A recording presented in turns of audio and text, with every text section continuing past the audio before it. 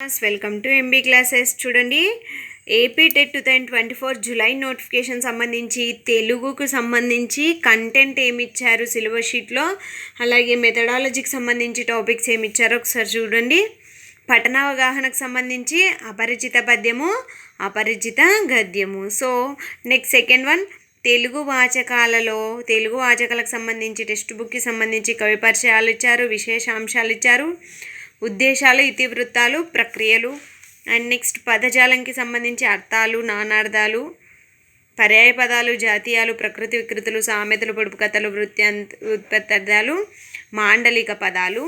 అలాగే భాషా అంశాలకు సంబంధించి భాషా భాగాలు, కాలాలు, లింగాలు, విభక్తులు, పురుషులు, విరామ చిహ్నాలు, వచనాలు, వ్యాకరణ పారిభాషిక పదాలు, అక్షర విభాగానికి సంబంధించి అచ్చులు, హల్లులు, ఉభయ అక్షరాలు, ద్విత్వ సంయుక్త అక్షరాలు, ఊష్మాలు, పరుషాలు, సరళాలు, అనునాసికాలు, అంతస్తాలు, వర్గ ఎక్కులు, స్థిరాలు, స్పర్శాలు.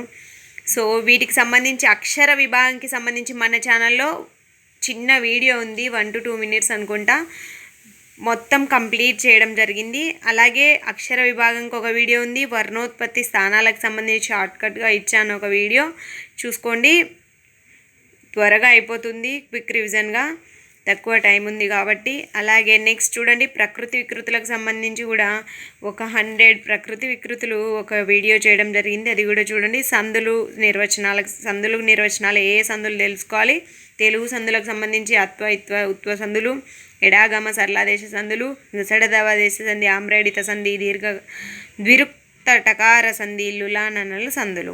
సో వీటి తెలుగు సందులు. అలాగే సంస్కృత సందులకు సంబంధించి సవర్ణ దీర్ఘ సంధి, గుణ సంధి, అనాదేశ సంధి, వృద్ధి సందులు అనమాట. ఈ సందులకు సంబంధించిన పదాలను విడదీయడం కూడా తెలుసుకోవాలి. అలాగే సమాసాలు, వాటి నిర్వచనాలు, సమాసాల యొక్క విగ్రహ వాక్యాలను గుర్తించడం, విగ్రహ వాక్యాలను సమాస పదాలుగా కూర్చడం అనేది తెలుసుకొని ఉండాలి. సమాసాలకు సంబంధించి బిట్స్ ఈ విధంగా వస్తాయి.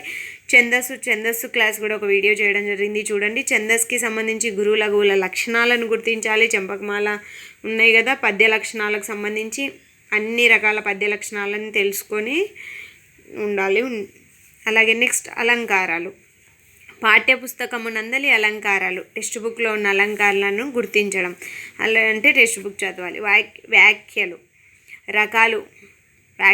రకాలు, అలాగే క్రియలు రకాలు, వాక్యాలు రకాలు మరియు క్రియలు రకాలు అనమాట. వీటి గురించి కూడా తెలుసుకోవాలి. అలాగే మెథడాలజీకి సంబంధించి మాతృభాష బోధన లక్ష్యాలు, భాషా నైపుణ్యాలు, సాధించాల్సిన సామర్థ్యాలు, బోధనా పద్ధతులు, ప్రణాళిక రచన, వనరుల వినియోగము, బోధనాభ్యసన ఉపకరణాలు, మూల్యాంకనం, నిరంతర సమగ్ర మూల్యాంకనం. చూడండి, నిర్మాణాత్మక, సంగ్రహణాత్మక. ఒక్కసారి ఒక్క మెథడాలజీకి సంబంధించి కంటెంట్ పూర్తి అవగాహన ఉంటే మిగిలిన మెథడాలజీలు కూడా వెరీ ఈజీ అనిపిస్తాయి చదవడానికి. భాషా అంశాలకు సంబంధించి సేమ్ ఇంగ్లీష్లో కూడా ఇలాగే ఉంటుంది. నెక్స్ట్ వీడియో ఇంగ్లీష్ సిలబస్ పెడతాను, English subject. Thank you for watching.